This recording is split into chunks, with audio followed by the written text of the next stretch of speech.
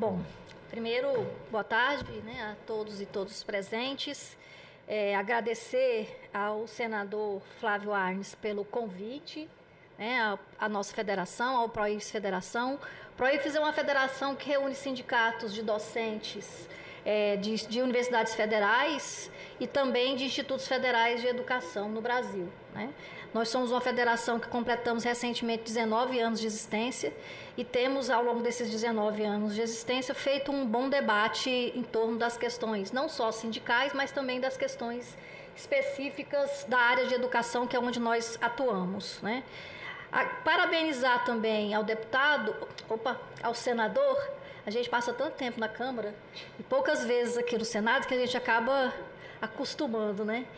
Parabenizar o senador pela realização e pela propositura dessa atividade tão importante e dessa discussão tão necessária, né? Pensar, discutir sobre essa necessidade da gente olhar para uma nova regulamentação ou uma atualização da regulamentação da oferta de curso superior no Brasil, eu acho que ela se faz extremamente necessária e bastante oportuna e de grande relevância. Então, queria parabenizar a iniciativa, desejar sucesso nas próximas discussões que virão, né? O senador já deixou dito aqui para a gente que vão ter novas discussões, colocar o PROIFES à disposição para continuarmos o debate, caso o senador considere necessário. E vou passar assim as minhas considerações, né? Enfim, primeiro acho que uma coisa que já foi dita, mas eu quero ressaltar, é que nós temos visto na última quadra histórica um processo de dois fenômenos que estão acontecendo que tem nos trazido grande preocupação. Primeiro é esse fenômeno hoje nós estamos finalizando agora esse ano o Plano Nacional de Educação, né? Nós estamos no último ano de execução do Plano Nacional de Educação, com a tarefa de elaboração de um novo plano, e estamos chegando à conclusão de que o atual Plano Nacional de Educação ele tem praticamente quase todas as suas metas não cumpridas. E, em particular, a meta que nos interessa aqui, que é a meta 12, a meta relativa ao ensino superior no Brasil.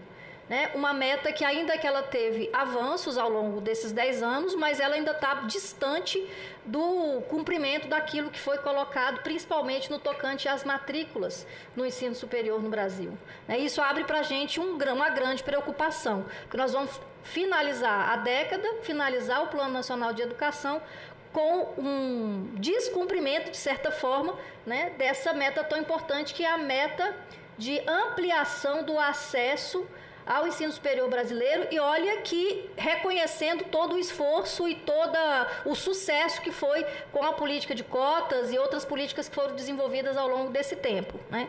E aí eu acho que essa situação ela fica mais grave porque a meta, além da gente não cumprir as matrículas de ensino superior, no percentual que estava indicado, ela ainda tinha uma questão agregada, que era uma ampliação no setor público ou nas instituições de ensino superior públicas, que além do geral, ela também é agravada, né? Então, se a gente olhar para a meta como um todo, a gente olha a meta e vê que ela tem uma dificuldade grande. Ela não foi cumprida e ela não será cumprida nos próximos meses, que é os que falta para a gente finalizar o plano. Agora, a situação fica mais grave quando a gente associa isso com uma situação que já foi denunciada, de certa forma, pelas outras pessoas que participaram da fala antes de mim, que é a constatação de uma elevação crescente do número de evasão no ensino superior, particularmente no ensino superior público. Eu sou professora de uma universidade pública, sou professora da Universidade Federal de Goiás, na área de licenciatura, trabalho com as licenciaturas, né? Sou professora do curso de pedagogia, ou da faculdade de educação, né? Mas trabalho basicamente também com as licenciaturas. Discuto uma disciplina, minha disciplina de trabalho, chama Políticas Educacionais na Educação Brasileira, e então estou constantemente ligada a essa temática e aos desafios que circundam a discussão da licenciatura, né? Então, quando a gente olha para a realidade da universidade brasileira, e aí tanto pública quanto privada, mas evidentemente que a pública para mim com maior preocupação, até porque sou de lá, né? Fui formada lá e trabalho lá, acho que minha vida toda foi dedicada ao ensino público, né? Fui professora também de educação básica pública. É assustador a gente olhar em pleno século XXI, né? Em pleno 2023, e ver os índices de evasão que a gente tem sofrido nas universidades públicas brasileiras. Claro que tem vários elementos que precisam ser estudados, que podem ter contribuído para isso, mas eu considero que, sem sombra de dúvida, um dos principais elementos para a constituição desse cenário foi os sucessivos ataques que as universidades públicas brasileiras vieram sofrendo nos últimos anos, né? Então, essa situação que hoje a gente chega, né, de baixa matrícula associada a um aumento de evasão, coloca para a gente um grande problema que a gente precisa mexer, precisa olhar para ele e talvez encontrar as melhores saídas, né? Eu ouvi aqui a professora Fátima dizendo que é preciso da gente fazer com que os cursos superiores se tornem atrativos aos jovens brasileiros. É claro, por isso nós precisamos pensar qual é a juventude brasileira hoje. Que juventude é essa que nós temos? Como que ela está constituída? Quais são os seus desejos? O que a gente tem visto muitas vezes é que nós temos uma juventude capturada. Muito da nossa juventude hoje está capturada pela ilusão de que se tornar youtuber ou qualquer uma dessas ações de influenciador digital ou coisa nesse cenário vai lhes dar condição de melhorar a sua condição de vida, inclusive vai lhe possibilitar acesso a um mercado de trabalho diferenciado que está sendo constituído, mas que abre para a gente que está na universidade ou que estão num cenário de formação de professores e de formação de juventudes, uma grande preocupação, porque todos nós sabemos o quanto isso é uma falácia e ela é enganosa.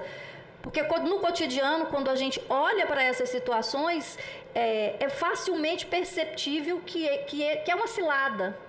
E aí me preocupa muito ouvir proposituras para solucionar esse problema que a gente nós estamos começando a tocar nele.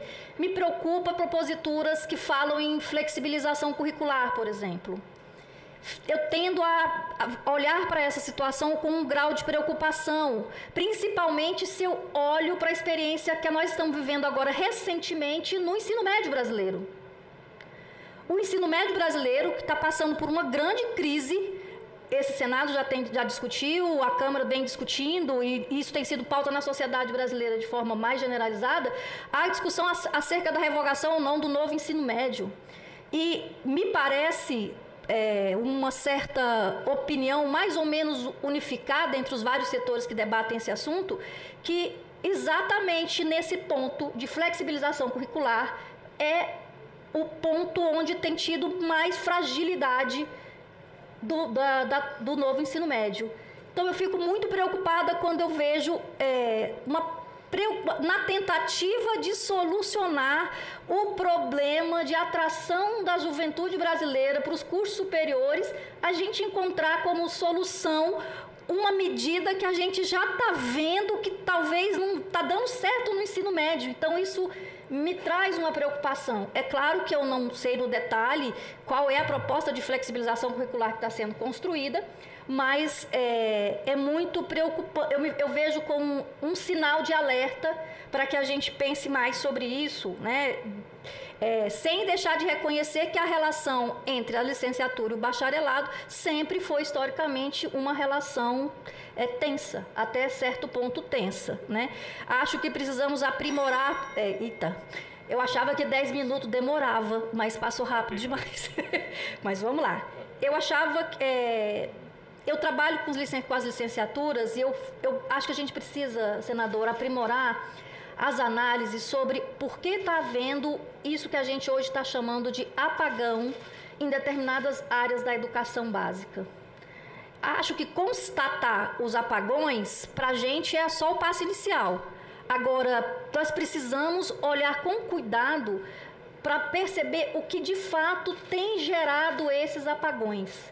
E, para mim, um dos motivos, tal se não se não o único, mas o principal, é uma desvalorização da carreira e da profissão docente. Então, não vejo como a gente mexer nessa situação colocada, né, dos desafios para os cursos superiores brasileiros, sem mexer na valorização dos profissionais ou dos docentes que atuam tanto na educação básica quanto no ensino superior. Então, é fundamental políticas de formação, políticas de valorização dos professores que atuam tanto na educação básica quanto no ensino superior, como uma questão, na minha opinião, central, né? Nós precisamos ter qualificação, né, ou uma formação com uma qualificação garantida.